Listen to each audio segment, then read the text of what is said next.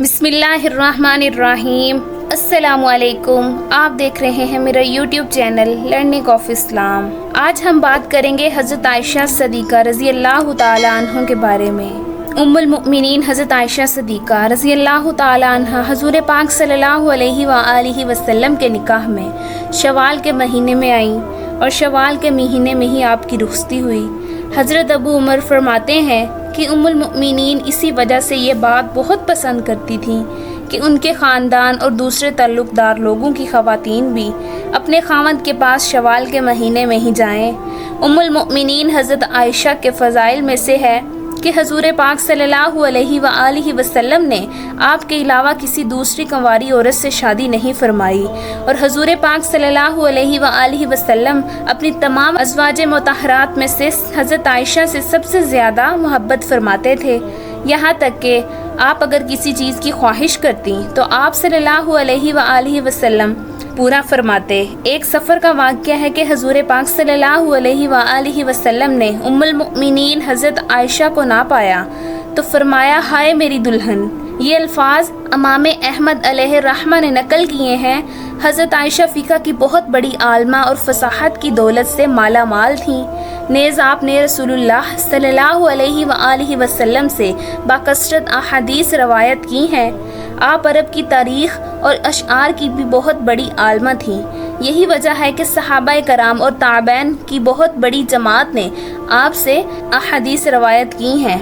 نبی کریم صلی اللہ علیہ وآلہ وسلم نے حضرت عائشہ کے لیے 2 راتیں مقرر فرما رکھی تھیں، ایک ان کی اپنی، ایک حضرت ام المؤمنین سودا رضی اللہ تعالی عنہا کی، کیونکہ وہ بوڑھی ہو گئی تھیں۔ انہوں نے اپنی باری بھی حضرت عائشہ کو دے دی تھی، یعنی حضرت عائشہ ام المؤمنین حضرت خدیجہ الکبریٰ رضی اللہ تعالیٰ عنہ کے بعد ازواج میں سب سے خوش قسمت ترین ہے کہ جنہوں نے اللہ کے نبی کے ساتھ اتنی زیادہ قربت نصیب فرمائی۔ حضرت عائشہ حضور کی رفاقت میں تقریباً 8 سال اور 5 ماہ رہیں، لیکن اس تمام عرصے میں آپ کے ہاں کوئی اولاد نہ ہوئی۔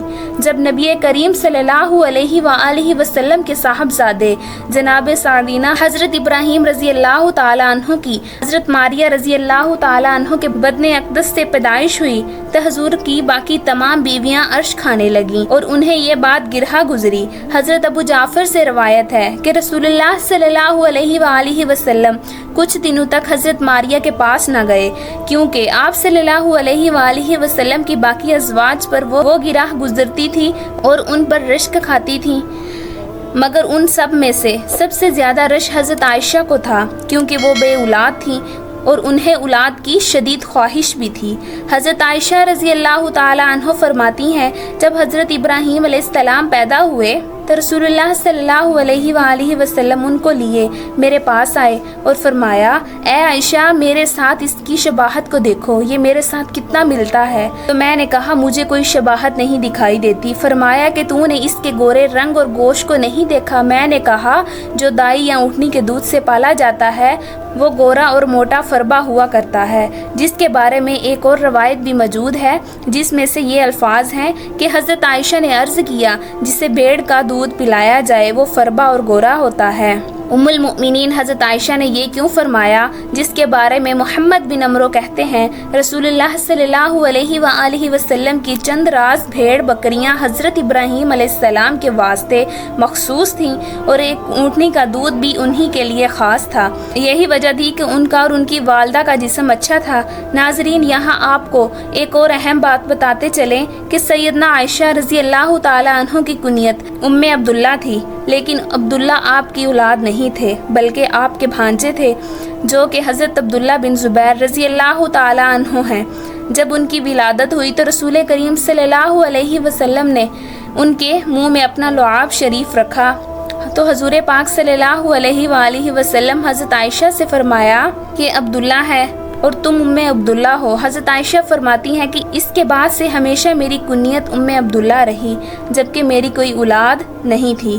اسی زمین میں ایک روایت یہ بھی ملتی ہے کہ جتنا عرصہ حضرت عائشہ رضی اللہ تعالیٰ عنہ حضور پاک کے پاس رہیں، اس عرصے میں آپ کو ایک حمل بھی ہوا، لیکن کچھ عرصے بعد وہ ضائع ہو گیا۔ شہرائے بخاری امام احمد بن محمد کو سلطانی علیہ رحمۃ اللہ نقل کرتے ہیں اس بات کی کہ اس بات کی کوئی اصل نہیں ہے۔ آپ کو ام عبداللہ صرف آپ کے بھانجے کی وجہ سے کہا جاتا ہے۔ ایک دن آپ نے غزارِ حسرت حضور پاک صلی اللہ علیہ وآلہ وسلم سے اس بارے میں عرض کی کہ اور خواتین نے تو اپنے سابقہ اولادوں پر اپنی اپنی کنیت رکھ دی ہے، میں اپنی کنیت کس کے نام پر رکھوں؟ تو حضور پاک صلی اللہ علیہ وآلہ وسلم نے ارشاد فرمایا، تم اپنے بھانجے حضرت عبداللہ کے نام پر اپنی کنیت رکھو، جو کہ تمہاری بہن اسما بنت ابو بکر عبداللہ بنت عوام کے بیٹے ہیں۔ سب سے پہلے آپ کو قوم عبداللہ کی کنیت سے پکارا جانے لگا۔ اللہ پاک دین اسلام کو پھیلانے کی ہماری اس کاوش کو قبول و منظور فرمائے اور اسے ہمارے لیے اجر و عظیم اور ہمارے لیے صدقہ جاریہ کا باعث بنائے، آمین۔